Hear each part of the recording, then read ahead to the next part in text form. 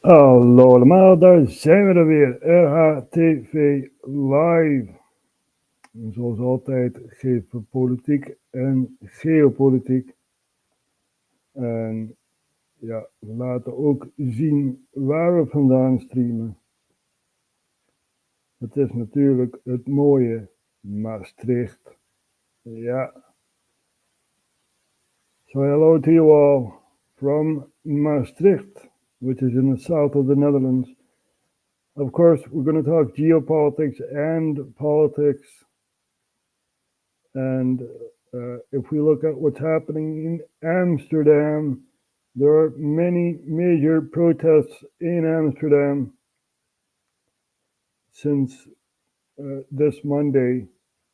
And it's the end of the week. And they're still protesting.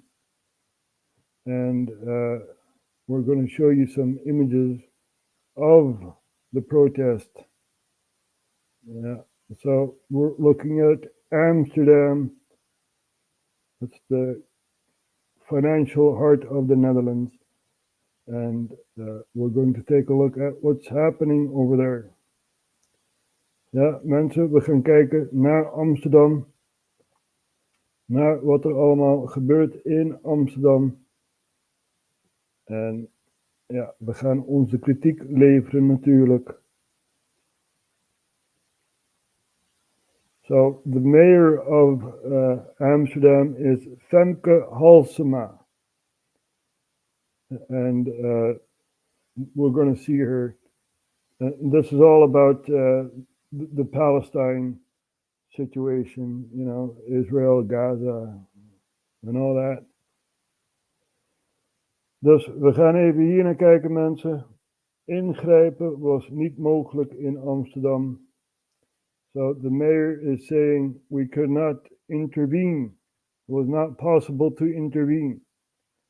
And we're going to take a look at these images. Op het moment dat je barricades gaat bouwen, dat mag natuurlijk niet. Begrijp je dat?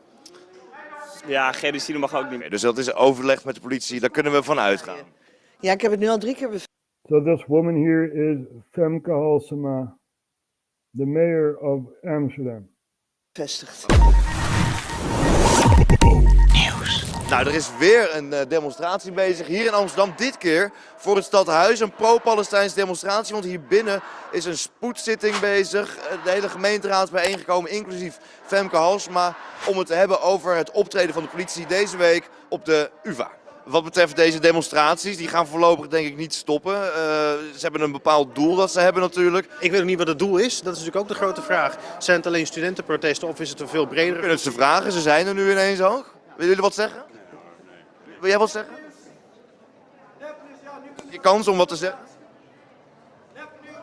Ze kunnen ook niks zeggen. Nee, ja, jou ligt het niet. Ik ben ook oprecht benieuwd naar het verhaal, maar als je ze wat vraagt, dan krijg je geen antwoord. Ik zal het nog 1 keer proberen. Wil je wat zeggen? Wil jij niet eens een keer wat zeggen? Nee, gewoon, nee. Maar waarom niet? Dit is je kans. Nee hoor. Ik stel gewoon een normale vraag. We kunnen gewoon zeggen, from the river to the sea, Palestine will be free. Dat mag je zeggen. Ja. En waarom? Gewoon, dat is mijn land. Ik ben Palestijns. Ja. Je wil... So here we have a Palestinian guy in the Netherlands demonstrating against the actions of Israel. Right? Now, if I were prime minister in the Netherlands, I would give this guy a ticket to Gaza. You know, demonstrate over there. Right? Ja, mensen, jullie hebben het goed gehoord. Ik zou een ticket geven aan deze persoon. En dan zei ik van, ga maar naar Gaza toe. Ga maar daar demonstreren. Ja? Dat Halsema zegt van, ja, het ingrijpen was onmogelijk.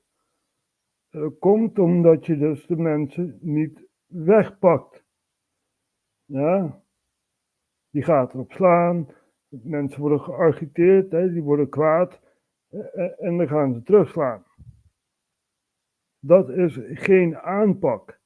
Deze mensen moet je oppakken en in de cel gooien. Right?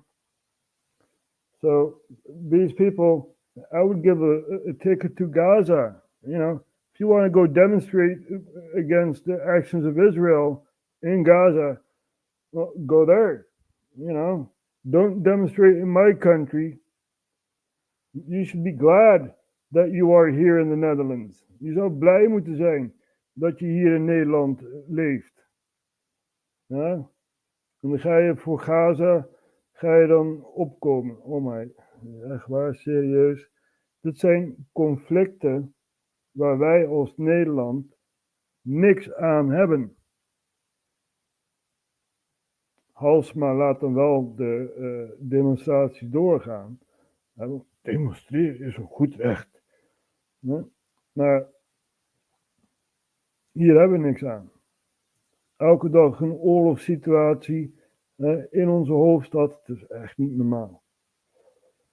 So, you know, Halsma is saying demonstrations is a right over here in the Netherlands. So these people are still demonstrating, you know. Go to Gaza. Get a bus, get a ticket, go to Gaza. Don't bother us with your foreign crap. Right? Wil daarvoor opkomen? Nou, dat is je goed recht. Gewoon achter Palestijn, altijd. Ja. En het geweld van de week tussen de politie en zo, wat vind je daarvan? Daar heb ik geen zin in. Daar heb je geen zin in. Om jou te praten, sorry hoor. We willen niet gewoon. Hoe vind je dat de politie optreedt tegen jullie? Vind je het ook niet terecht? Er worden barricades gebouwd. Is dat niet de grens van een demonstratie is goed natuurlijk. Maar op het moment dat je barricades gaat bouwen, dat mag natuurlijk niet. Begrijp je dat? Ja, genocide mag ook niet. Maar we hebben recht om te protesteren. En ik snap dat soort van het idee van oké, we mogen geen barricades maken. Ja. Dat dan soort van misschien gezien wordt als illegaal. Ja. Maar zou ik So these so-called students, they made barricades, right? They took the stones out of the streets and made barricades of that, you know, and pallets and couches even, you know, all sorts of crap on the streets, making barricades. Now that is not allowed in the Netherlands. You're not allowed to make barricades. You're allowed to demonstrate, you know, but you're not allowed to make barricades. And this guy is saying, genocide is also not allowed. Yeah. Do you see a genocide here in the Netherlands? Well, not really, right? Anyway. Dan zou ik jou ook vragen van als mensen met wapenstokken op hoofden inhakken. Here, you see that? See that all that crap here on the bridge, like pallets and wood and whatever else, man, whatever else. They broke up the streets and made barricades. You should arrest these people, not, you know, not use a stick on them. You know, don't do that. That will agitate these people and they'll fight back. You have to arrest these people, right? Put them in a holding cell for a couple of hours so they can cool off. And maybe go to Gaza. Huh? Echt waar, man. De politie in Nederland heeft gefaald. In Amsterdam. Halsma, die heeft natuurlijk zoiets van, ja, we konden niet ingrijpen. We konden niet ingrijpen. Hou op. Tuurlijk kan je dat wel doen. Ten eerste zou Nederland niet één kant van de oorlog moeten steunen. Nou. Ten tweede zou Nederland, in plaats van dat we 3 miljard aan Oekraïne geven, gewoon 3 miljard moeten besteden aan tickets voor deze mensen. Dat ze mooi naar Israël toe gaan. Ze daar maar gaan demonstreren in Tel Aviv of Jeruzalem.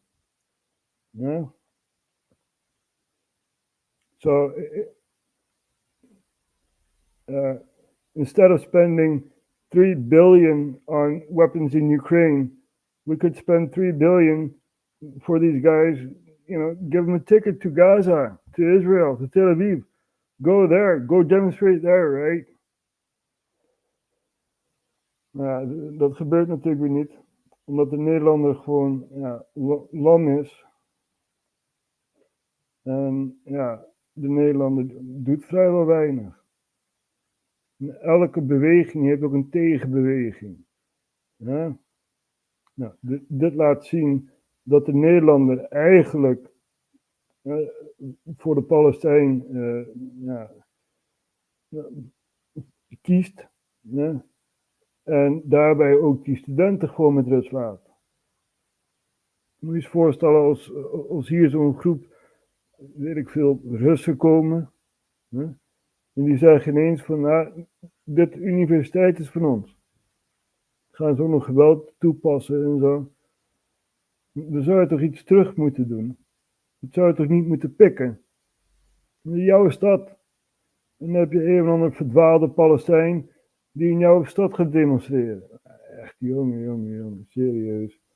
Het land is naar de knoppen. So, look at all this crap on the streets. En we hebben echt heel veel bloedende mensen aan onze kant gehad. Is dat ook niet ergens illegaal? Volgens mij ook wel. Veel mensen hier die zeggen van, ja, weet je wat het is? We hebben onze grens bereikt, we willen gewoon eens een keer even onze stem laten horen. Dan maar met wat meer geweld. Begrijp je die mensen? Nee. Geweld is nooit de oplossing. Is nooit de manier waarop je dit moet doen. En zeker als je de straatsteden eruit gaat halen, met ammoniak gaat gooien naar de politie, pers verstoren, dat kan echt niet. Toch iemand te kunnen spreken. Wil je ondertussen misschien wel praten? Mag anoniem, je bent wel anoniem. Of English maybe? Kijk, jij staat hier gewoon op een normale manier mee te woord. Maar er zijn heel veel mensen tussen, ja, met alle respect, die staan hier anoniem, die staan hier te roepen. We krijgen allerlei verwijten naar ons hoofd. Daar ben je ook onderdeel Ik wil van. wel wat op zeggen. Kijk, het nieuws is niet al te vriendelijk geweest richting het protest. Dus jou te woord staan, daar komt er zeker risico mee dat je woorden gaat verdraaien. En daar zijn Kijk, het is eenzijdig nieuws. Ja? Ze belichten maar één kant van het nieuws. Ja? Als het in Israël gebeurt, oh wat erg. Hamas, dit en dat. Maar ja, ik kan het aan de andere kant ook wel begrijpen. Kijk, Hamas werd gecreëerd door Israël. Ja? En Israël gebruikt Hamas om bepaalde acties uit te kunnen voeren. Weet je nog in 2014 dat die studenten die dan ontvoerd werden door Palestijnen, weet je nog, 2014, hebben ze ook een aanval gedaan op de Gazastrook. Weet je dat nog? Nou, als we nou gaan kijken naar wat de echte onderliggende reden was om de Gazastrook aan te vallen, dat is dus omdat er een gasbel is ontdekt bij Gaza. En daar heb je een oud Israëlisch generaal, die zegt gewoon van ja, het ging eigenlijk niet om Hamas. Het ging om de gas bij Gaza. Dan zou je zeggen, ja Rogier, dat verzin jij. Dat verzin jij? Nee, dat verzin jij. Nou, oké, het staat hier, hè. Kijk hier. IDF's Gaza assault is to control Palestinian gas. Dat is de onderliggende reden waarom Gaza wordt aangevallen. Het is niet Hamas. Hamas werd gecreëerd door Israël. Ze gebruiken Hamas om bepaalde doelen te kunnen bereiken. So, in 2014, there were some Palestinians that kidnapped some Israeli students, and Israel responded in the Gaza Strip, not because of Hamas, but because they want to control the Palestinian gas that they found near Gaza, right? So they're using Hamas as, a reason to intervene. Yesterday, Israeli Defense Minister and former Israeli Defense Force Chief of Staff Moshe Yaalon announced that Operation Protective Edge marks the beginning of a protracted assault on Hamas. The operation won't end in just a few days, he said, adding that we are preparing to expand the operation by all means standing at our disposal as to continue striking Hamas. This morning, he said, we continue with the strikes that draw a heavy price from Hamas. We are destroying weapons, terror infrastructures. So they were doing this during 2014. And now, so many years later, 2024, they're still attacking the Gaza Strip, right? Anyway, this is very interesting. But in 2007, a year before Operation Cast Lid, Yaalon's concerns focused on the 1.4 trillion cubic feet of natural gas discovered in the year 2000 off the Gaza coast, valued at $4 billion.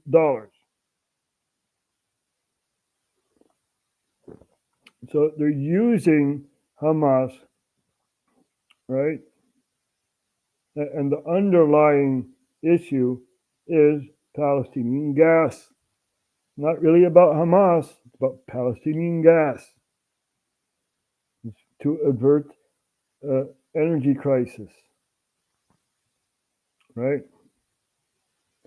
Avert Israeli energy crisis, you see? So this is what's happening. This is what's really happening. You know, Hamas is just a front. You can blame Hamas for doing this or that, you know, and Hamas is actually a responsive group.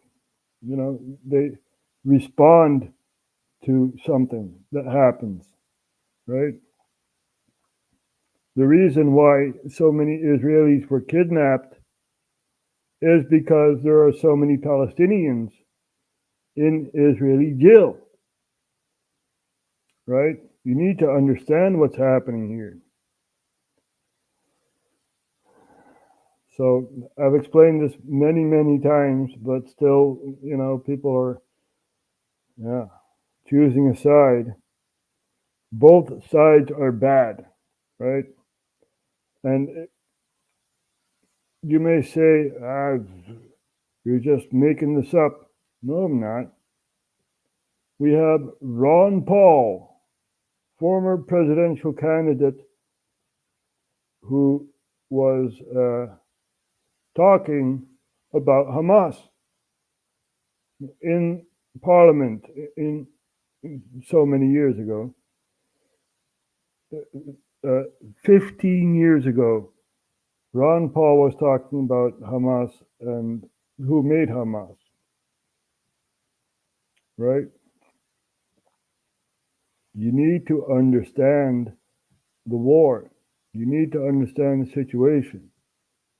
So here we have Ron Paul. Israel encouraged and started Hamas. The gentlewoman from Florida is recognized. Thank you, Madam Speaker. I'd like to yield 2 minutes to the gentleman from Texas, Dr. Paul. The gentleman is recognized for 2 minutes. Gentlelady for yielding, and I ask unanimous consent to revise and extend my remarks. Without objection.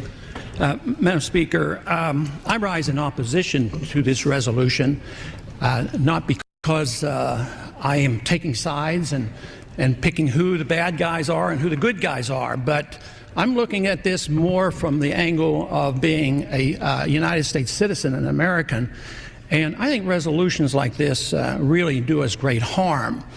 In many ways, what's happening in the Middle East, and in particular with Gaza right now, we have some moral responsibility for both sides in a way, because we provide help and funding for both Arab nations and Israel.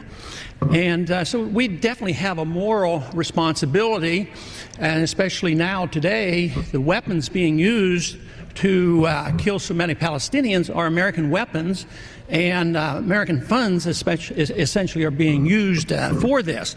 But there's a political liability which I think is something that we fail to look at, because too often there's so much blowback from our intervention in areas that we shouldn't be involved in. You know, Hamas, if you look at the history, you'll find out that Hamas was encouraged and really started by Israel, because they wanted Hamas to counteract Yasser Arafat. And you say, well, yeah, that was better then and served its purpose, but we didn't want Hamas to do this. So then we as Americans say, well, we have such a good system, we're going to impose this on the world. We're going to invade Iraq and teach people how to be Democrats. We want free elections. So we encourage the Palestinians to have a free election. They do, and they elect Hamas. So we first, indirectly and directly through Israel, help establish Hamas. Then we have election. Then Hamas becomes dominant, so we have to kill them. You know, it just doesn't make sense. During the 80s, you know, we were allied with Osama bin Laden. And we were contending with the Soviets. It was at that time our CIA thought it was good if we radicalized the Muslim world. So we financed the madrasa schools to radicalize the Muslims in order to compete with the Soviets. There's too much blowback. There's a lot of reasons why we should oppose this resolution. It is not in the interest of the United States. It's not in the interest of Israel either. There you go. So Ron Paul is explaining how Hamas came to be. You know, hier hebben we 15 jaar geleden Ron Paul die het heeft over Hamas en Israël en dat hele situatie daar rondom. Ja? Kijk, je moet snappen dat het een bevroren conflict is. Vanaf 2014 is er eigenlijk niet meer aangevallen. Ze hebben er wel de Westbank ingenomen, huis in de fik gestoken en zoiets allemaal. Dat is er wel gebeurd, maar er is niet echt grootschalig aangevallen. En dan heb je dus Hamas die een actie onderneemt, omdat er zoveel Palestijnen in de gevangenis zitten. Willen ze ook vrij, hebben ze dus Israëliërs ontvoerd. Snap je? Dat is de situatie. So the situation is, Israel has a lot of Palestinians in their jail, and Hamas wants to set these Palestinians free. So they kidnap Israelis to make an exchange, right? So this is what's happening. People must understand the situation. You know, Ron Paul was saying that the Muslims were financed and stuff. And we know who financed the Muslims, right? It was Zbigniew Brzezinski. Yeah, he wrote a book, The Grand Chessboard. There's a whole chapter about Ukraine, you know, it's a swing state and stuff. We're going to take a look at this here. Zbigniew Brzezinski, who's in Pakistan, right next to Afghanistan, where he was arming the Mujahideen, the radical Muslims that we now know as ISIS and Al-Qaeda and stuff. Advisor Brzezinski flew to Pakistan to set about rallying resistance. He wanted to arm the Mujahideen without revealing America's role. On the Afghan border near the Khyber Pass, he urged the soldiers of God to redouble their efforts. We know of their deep belief in God, and we are confident that their struggle will succeed. You know, that land over there is yours. You'll go back to it one day because your fight will prevail and you'll have your homes and your mosques back again. because your cause is right and God is on your side.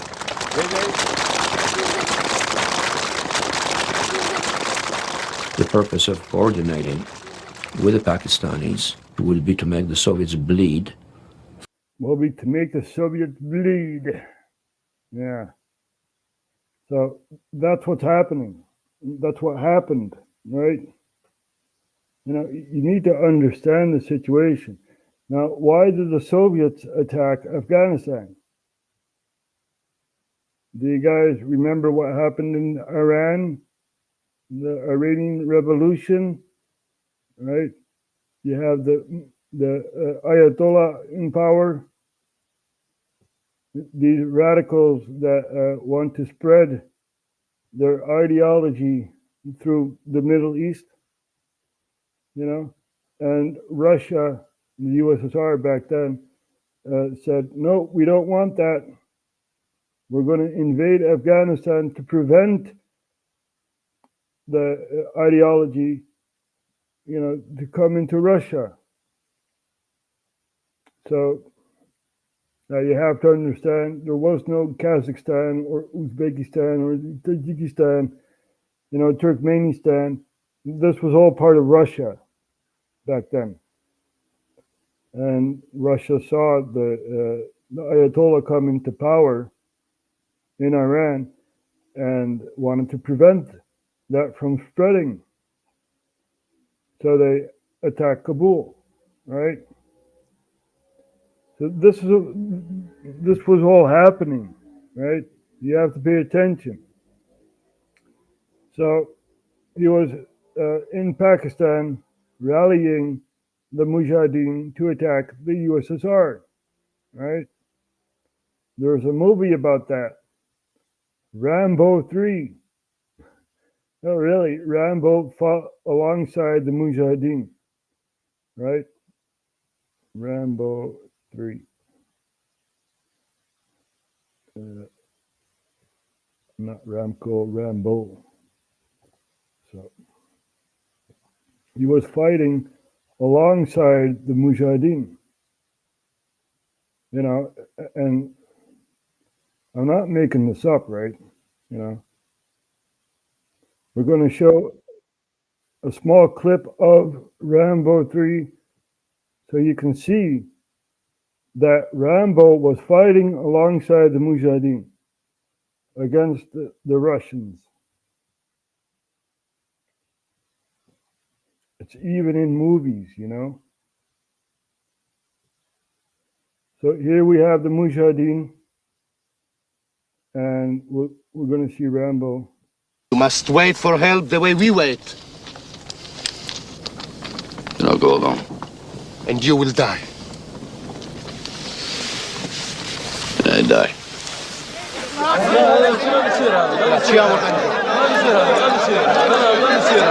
Wait. Please don't go. My name is Masood. You must not judge us before you understand why we are not ready to help.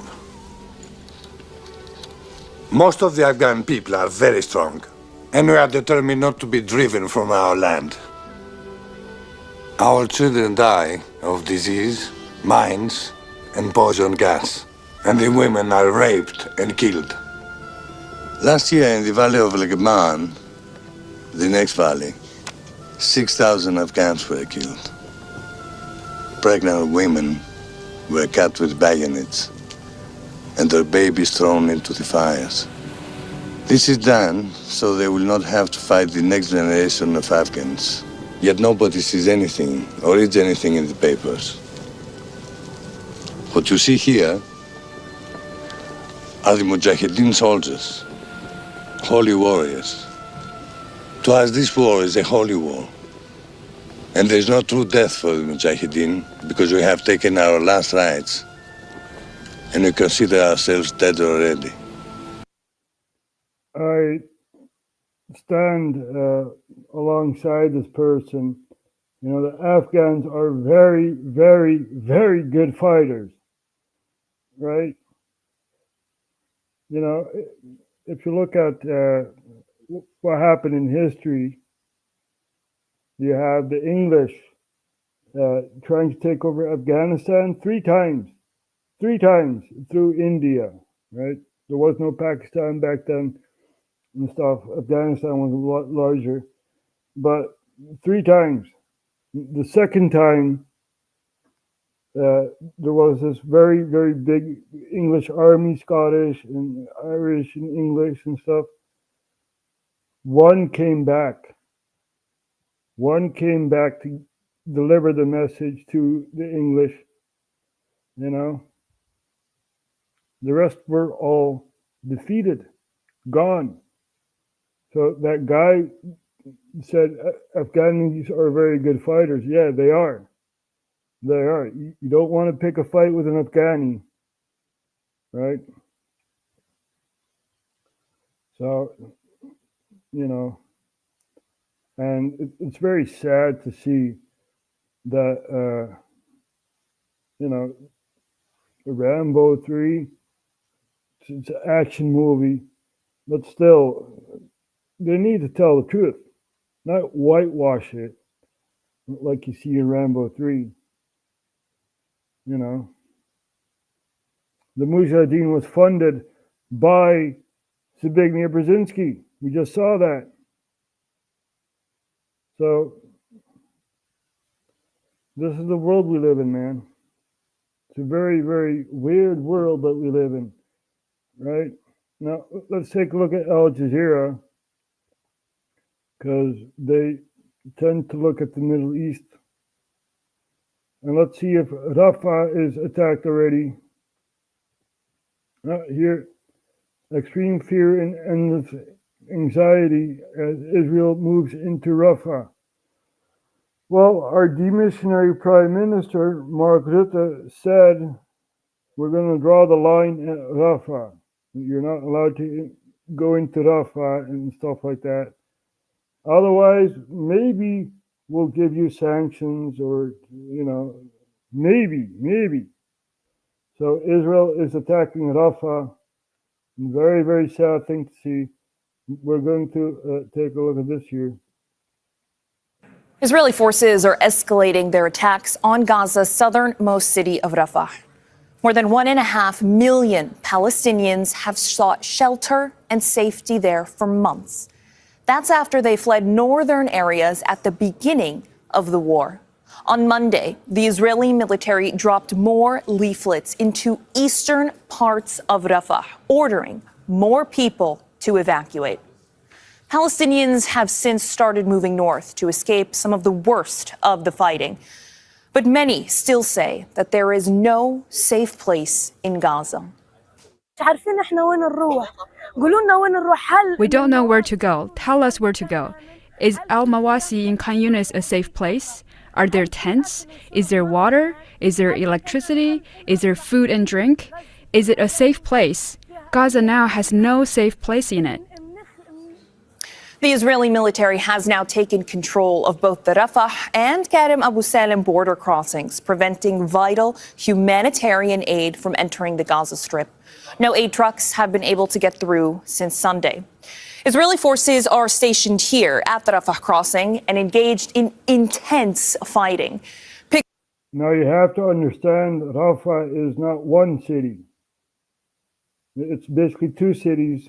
It's one city, but it's split into two, right? You have Rafah on the Egyptian side and you have Rafah on the Gaza side, right? So the Egyptians aren't doing anything. They're making the walls bigger and stuff like that. You know, it's a very, very sad thing to see. Pictures released by the Israeli army like these show their forces operating in eastern Rafah. And overnight, Israel intensified its airstrikes in the area. But it's still unclear when the full-scale ground assault on Rafah might begin. Make sure to subscribe to our channel to get the latest news. So there you have that, right? And in the Netherlands, the protests are going to intensify, right?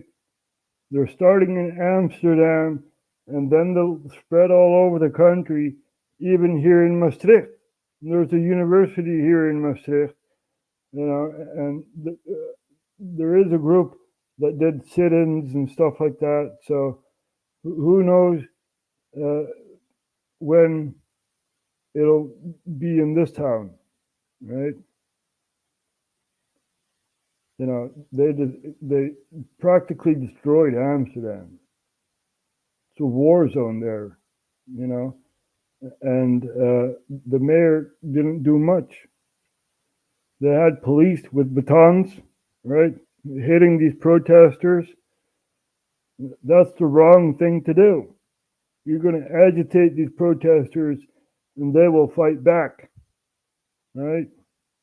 You need to arrest these protesters, put them in the holding cell, and maybe give them a ticket to Gaza. I don't know. This is going real bad, right? So we're going to take a look at some images again from Amsterdam, where we see the protests. This is 6 hours ago. Wat is voor jou de reden om er vandaag te staan? Er zijn mensen die worden afgeslacht en wij moeten toekijken hoe de overheid niks doet. United met iedereen die Palestina vrij wil hebben. Because the more we are, the more our voices can be heard. Shame on the UvA for silencing all of this. We're all really... De UvA is Universiteit van Amsterdam, University of Amsterdam. Frustrated. There's been zero support. Classes have been cancelled. Teachers have been protesting against this. We're all just really angry. It's unfair. Er wordt niet geluisterd. Er zijn eisen die worden niet ingewilligd. En So these protesters have demands, and this guy is saying they're not listening to us. They're not listening to our demands. In plaats daarvan heeft de politie het geëscaleerd, heeft Halsema het geëscaleerd, heeft de CVB het geëscaleerd. Dus daarom zijn we hier weer. De gemeenteraad is hier boven aan het vergaderen. Denk je dat het effect heeft om hier te staan met deze demonstranten? Ik denk het wel. So the Stopra is a place where the council is, right? Council of Amsterdam, and they're holding a meeting about the police intervention during the protests. Aangezien zij ons waarschijnlijk wel kunnen horen. Now it seems pretty peaceful. And yeah, I think being here at Waterloo Plain, quite in the city center, it is quite significant. Ik denk dat alles kan helpen. Omdat we onze stem laten horen. En omdat we de mensen binnen laten weten dat ze niet alleen ervoor staan. En ook om gewoon te laten weten dat we doorgaan. So they're still gonna protest. It's like, oh my God, man. If you want to save Gaza, go ahead by my part, right? Go to Gaza. Protest there, not in the Netherlands. We've also had a riot from people from Eritrea, right? Eritrea. So there were riots on the streets, right? Basically, you had two camps from Eritrea. One was for the government, one was against the government, and they fought on the streets in the Netherlands, in my country, right? If you want to fight, go to Eritrea. Go fight there, right? So we're going to take a look at some images. Het is een grote bende in Den Haag, een dag na de rellen. De burgemeester van de stad is erg geschrokken en boos. Ik heb er maar één woord voor: afschuwelijk.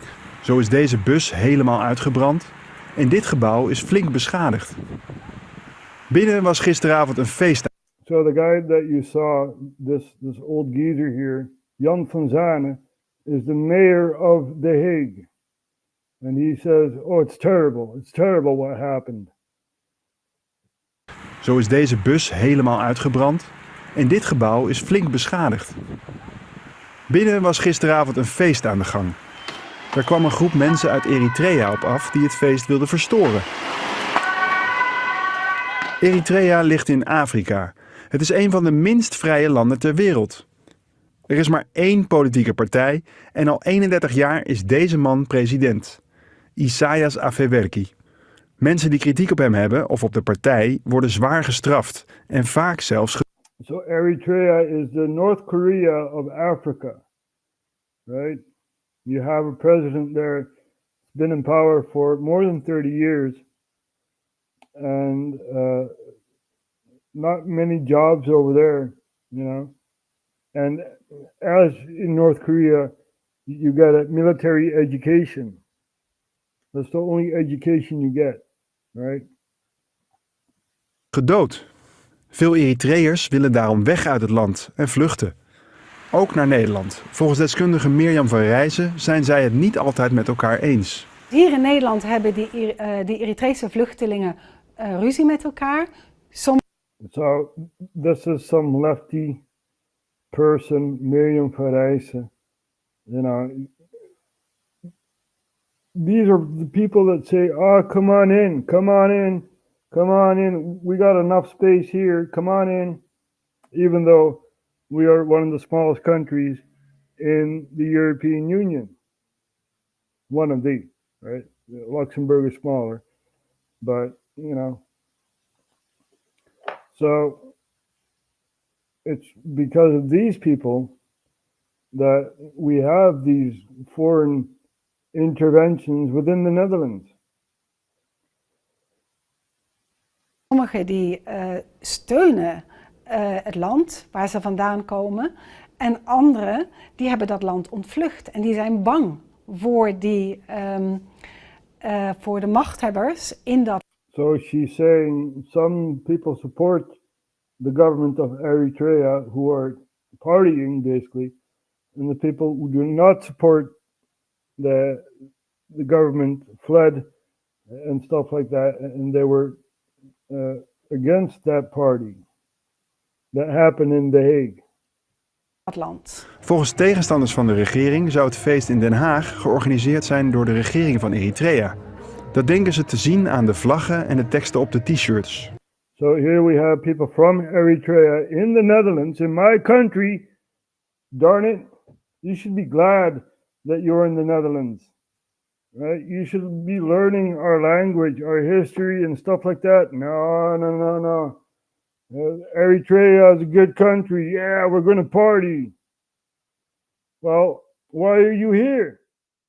Go back to Eritrea if you find it. So, you know, get over there. Right?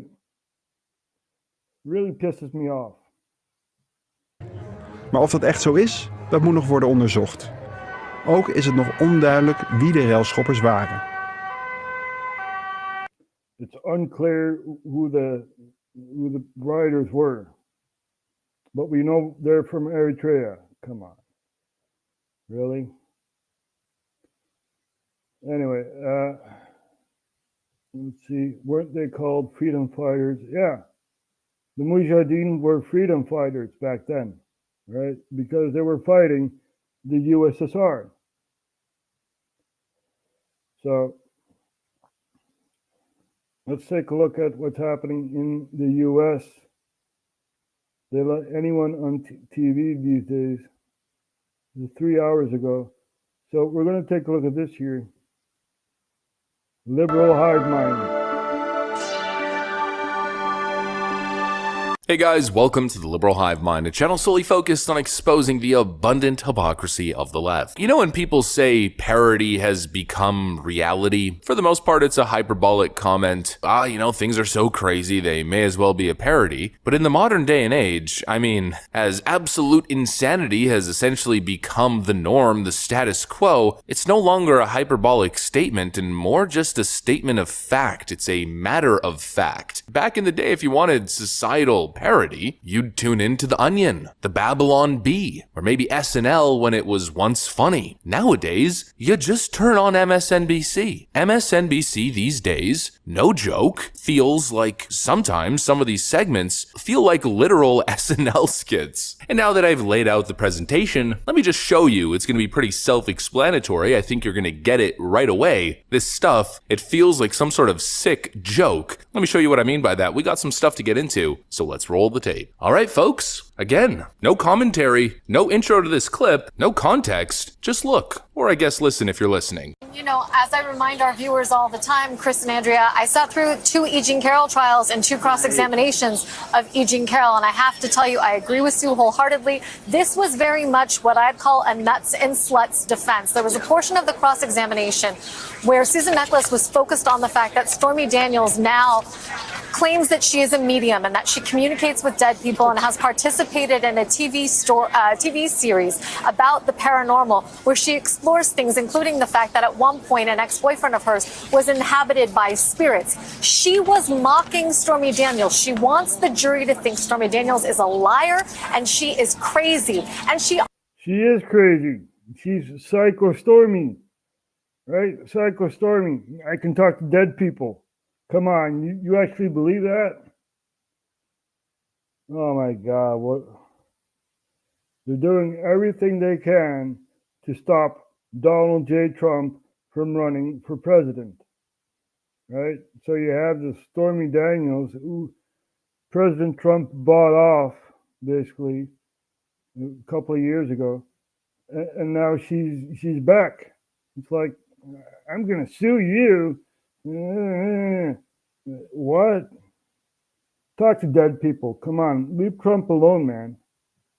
also wants the jurors to judge her for her occupation, and Stormy Daniels gave no ground on that. As Sue just said, she might be an exotic dancer, an adult film actor, but she was very clear when Susan Neckles used the phrase selling yourself to describe what Stormy Daniels was doing on a tour where she was making appearances at clubs. Stormy Daniels set her straight.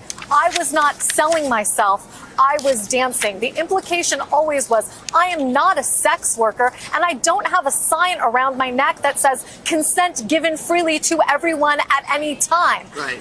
She was a woman who seemed pretty self-possessed, in control of her own body, and wanting to maintain, essentially, to quote Pretty Woman, I say who, I say when, and not, you know, Donald Trump was mine, that I was for the taking by this man. I increasingly see what Trump did to Stormy Daniels, and she used the phrase, what happened to me, more insidiously than I think I ever have. It is a reinforcement of the predator frame that the Access Hollywood tape introduced. It brought into full vision a very new Donald Trump, not just a Donald Trump who was womanizing and liked beautiful women and was one of the world's most eligible bachelors, as David Pecker described him, but a Trump who knew what he was doing and wasn't just hitting on people, but making it impossible for them to escape, or at least downright uncomfortable. And Stormy Daniels today, I agree with Sue, the temperature was down, but the self-possession was up, and she would not give ground. My favorite answer that she gave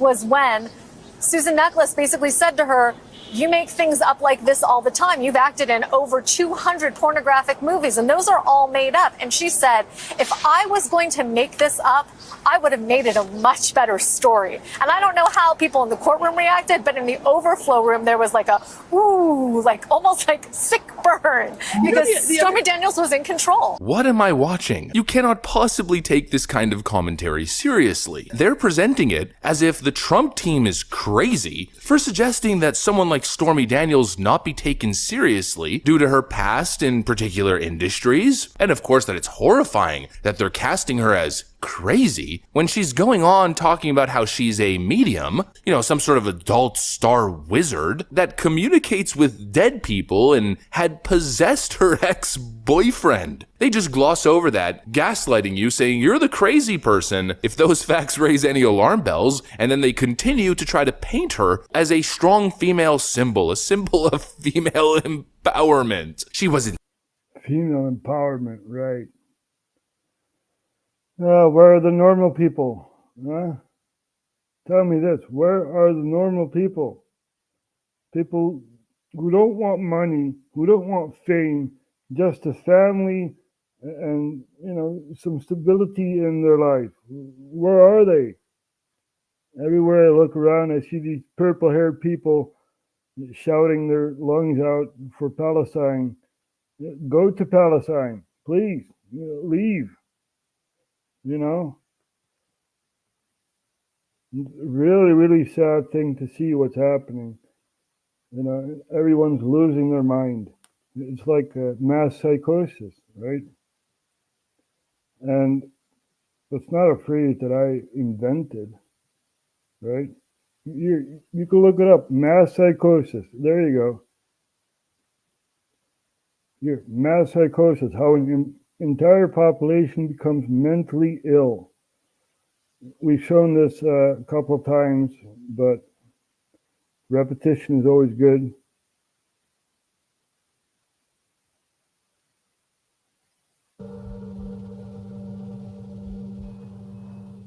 The masses have never thirsted after truth. They turn aside from evidence that is not to their taste, preferring to deify error if error seduce them. Whoever can supply them with illusions is easily their master. Whoever attempts to destroy their illusions is always their victim. According to the psychologist Carl Jung, the greatest threat to civilization lies not with the forces of nature, nor with any physical disease, but with our inability to deal with the forces of our own psyche.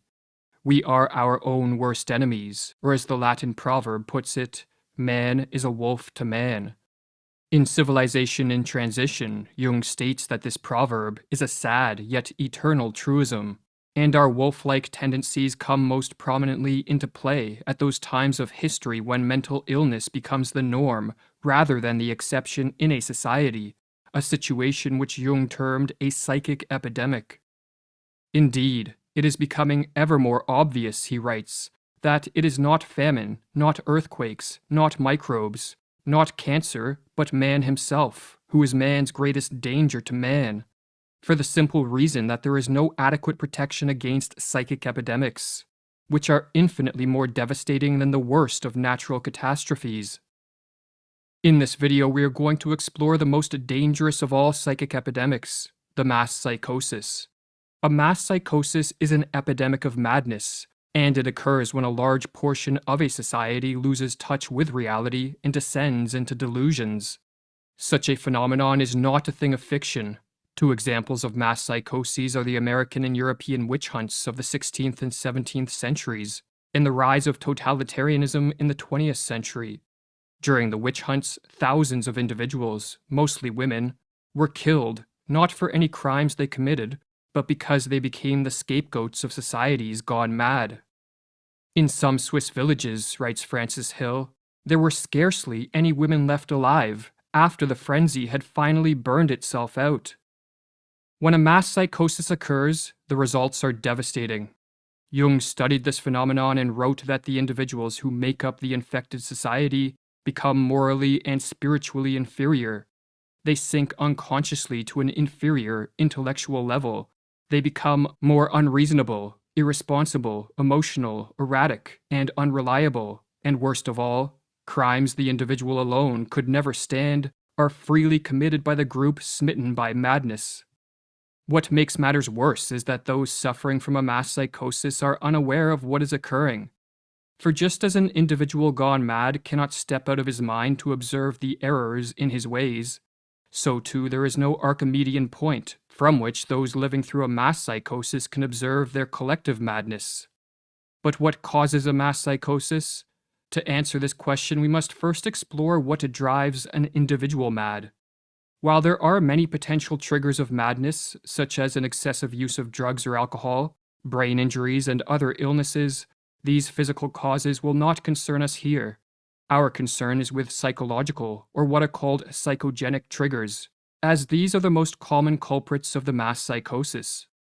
The most prevalent psychogenic cause of a psychosis is a flood of negative emotions, such as fear or anxiety, that drives an individual into a state of panic. When in a state of panic, an individual will naturally seek relief, as it is too mentally and physically draining to subsist in this hyper-emotional state. While escaping from the state of panic can be accomplished through adaptive means, such as facing up to and defeating the fear-generating threat, another way to escape is to undergo a psychotic break. A psychotic break is not a descent into a state of greater disorder, as many believe, but a reordering of one's experiential world, which blends fact and fiction or delusions and reality in a way that helps end the feelings of panic.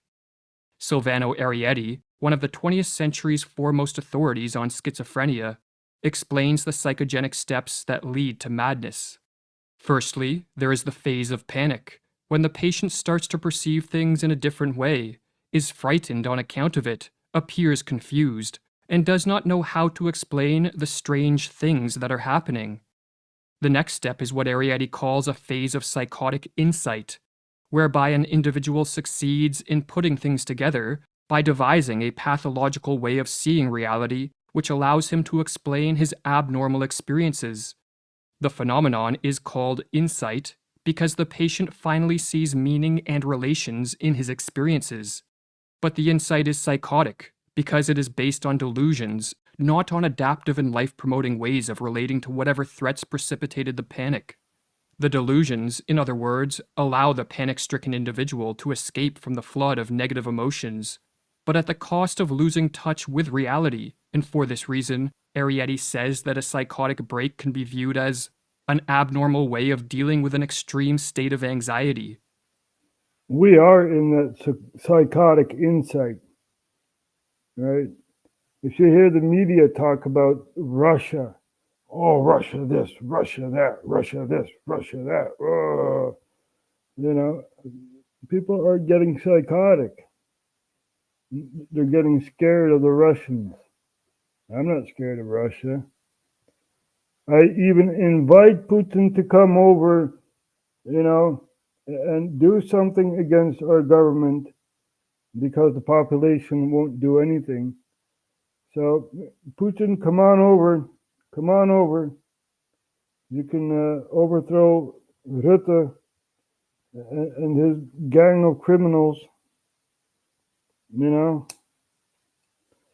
So, come on over, please. You know, the population is too weak, too traumatized to do anything. So, maybe you guys can finish the job, right? You know, I won't fight against you guys. Nope. Nope. Unless you say the Netherlands is part of Russia. Then I'll be active and fight. Right? I don't want to be part of Russia. I want Russia to free us from the criminals, from the WEF criminals that are in our cabinet and in our parliament. Right? So that's my stance, you know, and I stay with that. Yep. So a mass psychosis could also be what happened during the COVID period. You guys remember that? People were fighting over toilet paper. I'm not making this up, right? People were fighting over toilet paper. We've shown it on RHTVLive. When this happened, you know, this was news back then. And let's see if we can. People in the US and UK are fighting over toilet paper and rice due to coronavirus. Now let's take a look at this here.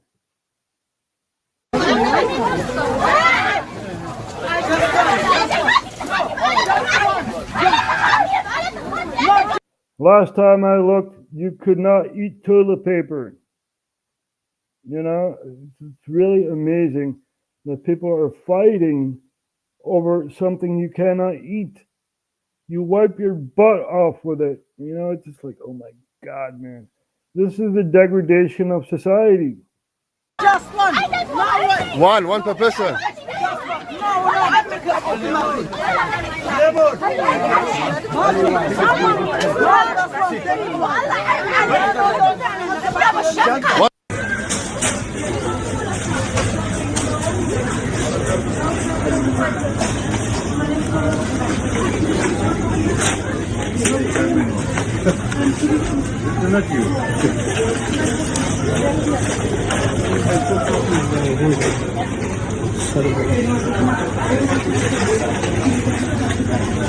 Look at that, man.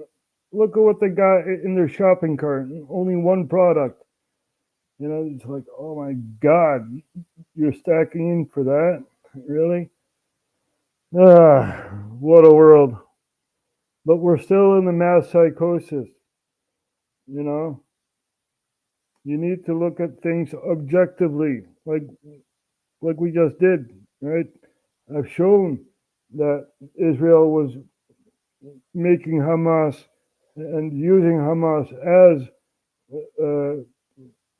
a means for intervention and stuff like that, you know?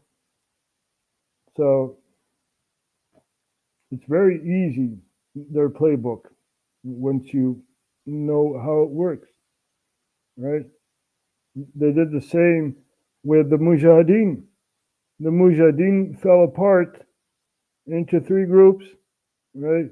You had the Taliban, the Northern Alliance, and Al-Qaeda. Now, who did 9/11? That was Al-Qaeda, right?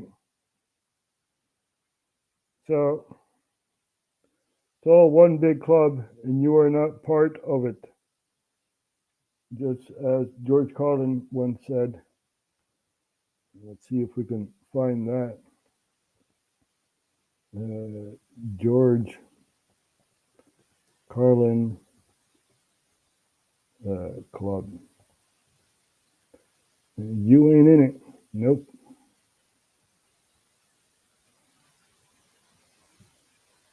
Not too bright, folks. Not too fucking bright. But if you talk to one of them about this, if you isolate one of them, you sit them down rationally, and you talk to them about the low IQs and the dumb behavior and the bad decisions, right away they start talking about education. That's the big answer to everything. Education. They say we need more money for education. We need more books, more teachers, more classrooms, more schools. We need more testing for the kids. And you say to them, well, you know, we've tried all of that, and the kids still can't pass the test. They say, don't you worry about that. We're going to lower the passing grades. And that's what they do in a lot of these schools now. They lower the passing grades so more kids can pass. More kids pass, the school looks good, everybody's happy, the IQ of the country slips another 2 or 3 points, and pretty soon all you'll need to get into college is a fucking pencil. Got a pencil? Get the fuck in there, it's physics. Then everyone wonders why 17 other countries graduate more scientists than we do. Education! Politicians know that word, they use it on you. Politicians have traditionally hidden behind 3 things: the flag, the Bible, and children. No child left behind. No child left behind. Oh, really? Well, it wasn't long ago you were talking about giving kids a head start. Head start, left behind? Someone's losing fucking ground here. But there's a reason. There's a reason. There's a reason for this. There's a reason education sucks, and it's the same reason that it will never, ever, ever be fixed. It's never going to get any better. Don't look for it. Be happy with what you got. Because the owners of this country don't want that. I'm talking about the real owners now.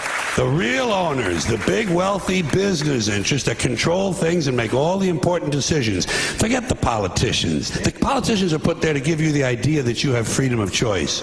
You don't.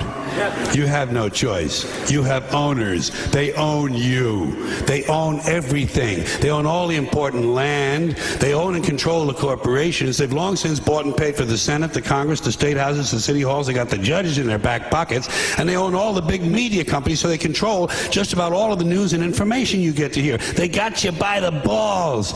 They spend billions of dollars every year lobbying to get what they want. Well, we know what they want. They want more for themselves and less for everybody else. But I'll tell you what they don't want. They don't want a population of citizens capable of critical thinking. They don't want well-informed, well-educated people capable of critical thinking. They're not interested in that. That doesn't help them. That's against their interest. That's right. They don't want people who are smart enough to sit around the kitchen table and figure out how badly they're getting fucked by a system that threw them overboard 30 fucking years ago. They don't want that. You know what they want? They want Obedient workers. Obedient workers. People who are just smart enough to run the machines and do the paperwork and just dumb enough to passively accept all these increasingly shittier jobs with the lower pay, the longer hours, the reduced benefits, the end of overtime, and the vanishing pension that disappears the minute you go to collect it. And now they're coming for your Social Security money. They want your fucking retirement money. They want it back so they can give it to their criminal friends on Wall Street. And you know something? They'll get it. They'll get it all from you sooner or later because they own this fucking place. It's a big club, and you ain't in it. You and I are not in the big club.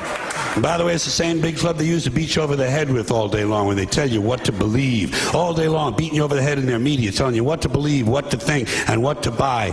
The table is tilted, folks. The game is rigged. And nobody seems to notice. Nobody seems to care. Good, honest, hard-working people. White collar, blue collar, doesn't matter what color shirt you have on.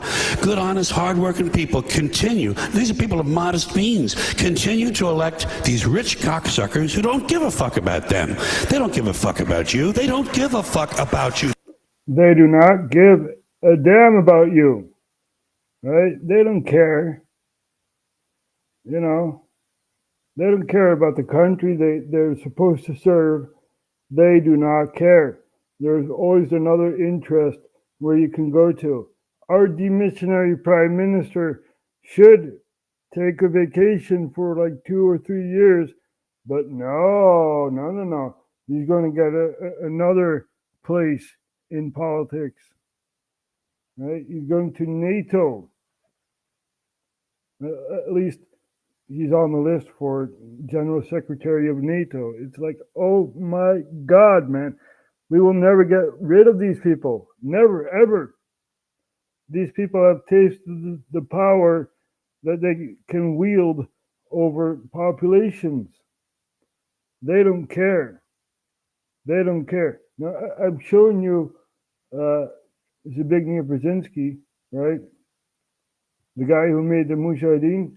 Well, he had another quote, and that quote is, "It's easier to kill 1 million people than to control 1 million people." It's infinitely easier to kill than to control, right? Because we are politically awake. You know, there are people with feelings that are standing over there in Amsterdam demonstrating for the Palestinians, right?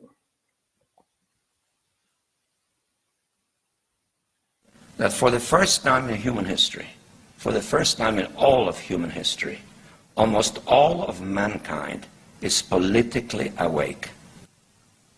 And these new and old major powers face still yet another novel reality, in some respects unprecedented.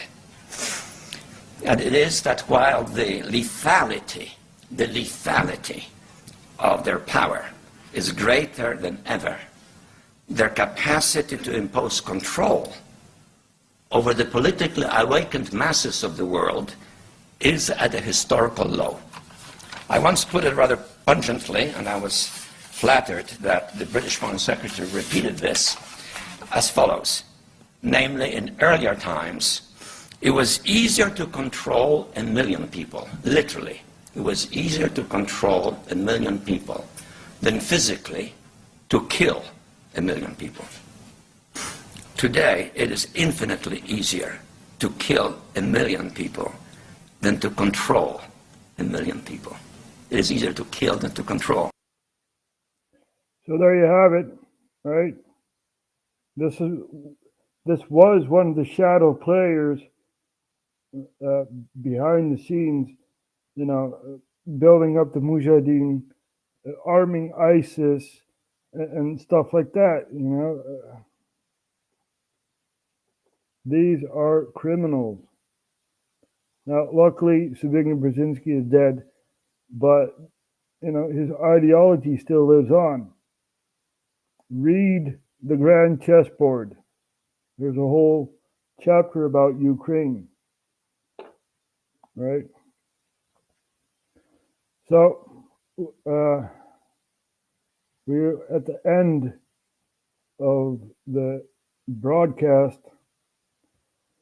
I've taken a 2-week vacation because, there's so much going on.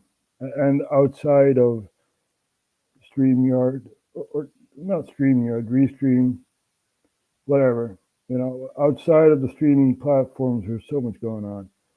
So we're going to end off with Samson, or whatever his name is.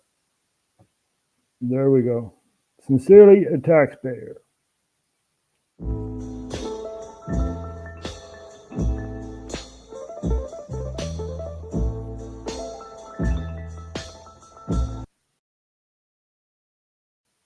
Hey, what's this? I'm hurting. I can feel my money draining, making you wonder why I'm complaining. I break my neck to make this money, then they just come and take it from me. My wages ain't that great in the first place. I should be paying you nothing, but they keep on coming and they keep on taking. These motherfuckers go ham on me every time I bring them the bacon. And I wonder what it's for. Ukraine, great funding a war. Have we spent enough yet? Should I guess not? Look, here they come for some more. Fuck me, I'm sore. Sucks being poor. You had the same job for the last 6 years, wasn't struggling before. Back when Trump was in office, fuck all the junk that they called him. I never saw any of the shit that people always said he was in the comments. All of it was nonsense, I ain't even trying to ride him either. I'm just saying you gotta admit that shit was fine when he was the leader. It was fine when he was in charge. Hey, what's this? I never saw bills as high as they are. I never got chills just literally thinking about. Let's start again. There we go.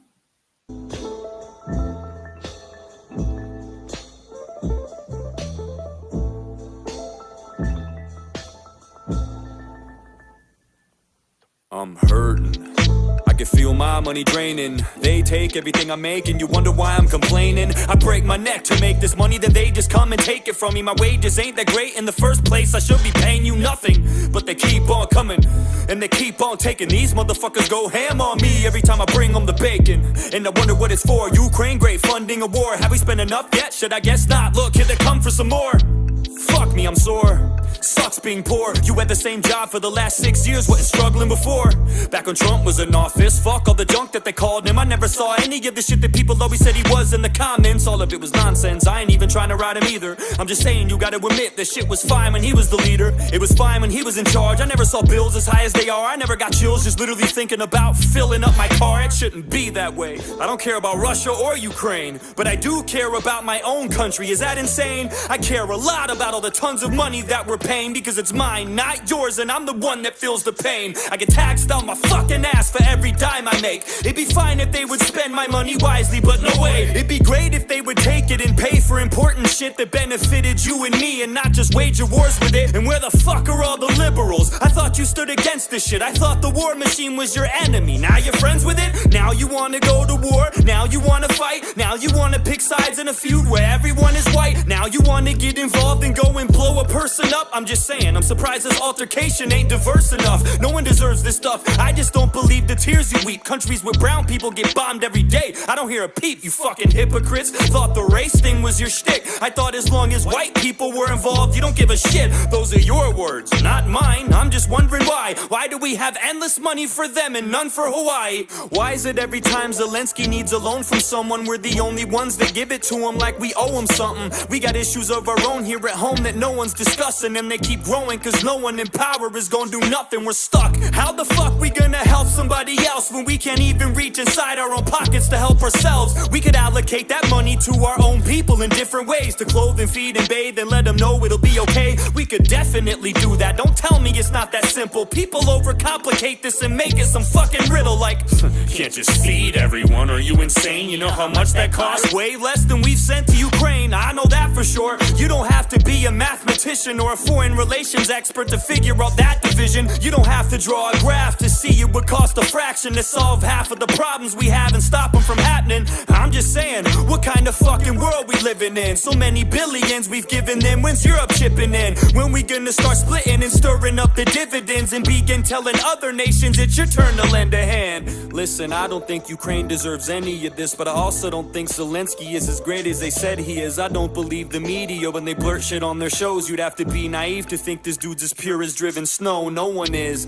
especially when you run a nation, dog. Your morals are compromised the minute that you take the job. So I don't trust Zelensky, Putin, Biden, or anyone. I don't think any of them give a fuck about all us little ones. All the people of Russia, all the people of Ukraine, most of the people of the USA probably feel the same. We don't want this shit, it's only the elites that do. They line their pockets, they profit from this, but not from me and you. Quite the contrary, in fact, we pay for it with our lives and money. They take chunks of everything we make, and soldiers die for nothing, so they can gain some more power and keep their banks fat. And all we get is table scraps. Fuck yeah, it makes me mad. Fuck yeah, I get upset. We're constantly ignored. Why the fuck I gotta pay for this? I don't want this war. How the Pentagon have $6 billion unaccounted for, but when I do my taxes, I'm afraid to be $1 short. I'm afraid I'll go to jail. I'm afraid I'll do some time if I don't pay you back the money that you wasted. That was mine. I can't keep quiet anymore. It's impossible to shut up. I'm sick and tired of being responsible for all your fuck-ups. But the question is, what we gonna do about it? There's never a plan of action. All we seem to do is shout it, and I'm guilty of it too. Always bitching and complaining, never walking, always talking, always lipping off and saying I'ma do shit, but I don't. And to be honest with you, that's the reason I don't make a lot of songs, and that's the truth. I'm sick of bumping my gums. I'm tired of flapping my jibs. Something needs to be done, and I don't know if rapping is it. We need a real solution, but we need to get together first, because unless we're all in this as a whole, it'll never work. However, what do I know?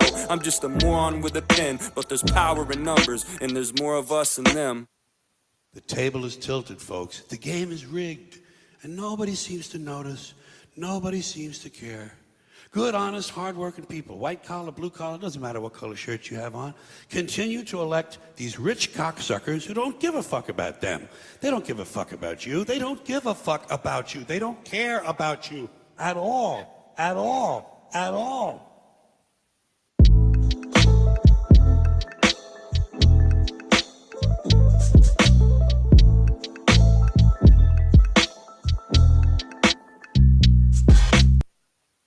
Now let's take a look at, let's put a cherry on top and take a look at what's happening in LA, right?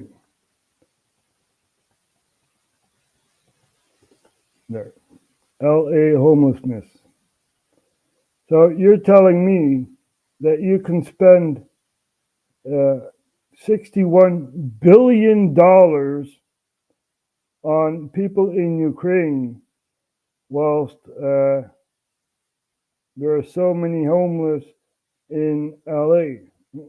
Let's take a look at this. Mayor Karen Bass and our Inside Safe program began the process of clearing one of LA's largest homeless encampments. Eyewitness News reporter Josh Haskell has more on what it's going to take to clean up this encampment that's been there for so long. I'm happy but anxious because of all the commotion around, you know. I mean, I appreciate those who have helped to make sure that this happens. I don't know who you are. I don't care, right? But I can see that you are living on the streets, and that's inhumane. Giving $61 billion to some country far off, right? And you don't even have a home.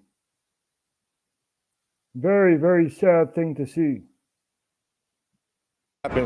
Jeremy Minnie has called this stretch of Venice Boulevard and Mar Vista under the 405 freeway home for 4 years.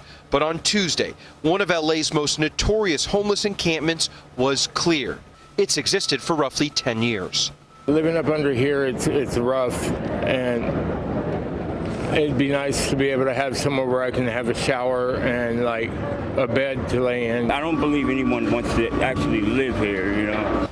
As the homeless crisis has expanded, so has this encampment, which has been the scene of shootings, drug deals, overdose deaths, fires. $61 billion go to Ukraine, and you're cleaning up one side of the street? I mean, come on. Really? Where are you going to put these homeless? Huh? You're going to kick them out of the state?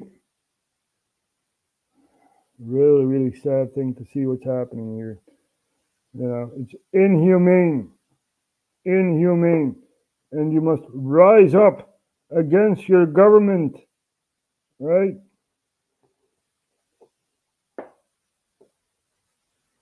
rise up against these kleptocrats that are, buying and selling countries and stuff like that, Wall Street is the big evil in our world, because Vanguard, BlackRock, they're all on Wall Street, these investment companies, We're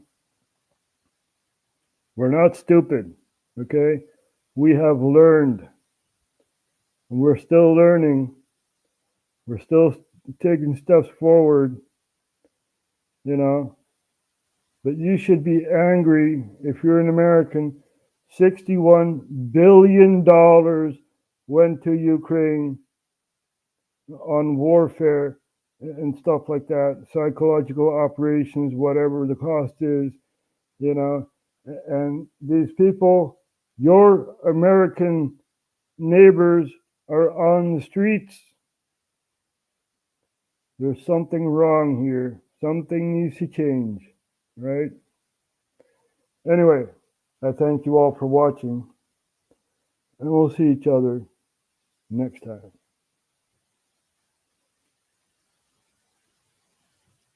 Don't forget to like, share, and subscribe. I always forget that, so I need to make a banner. Anyway, see you guys next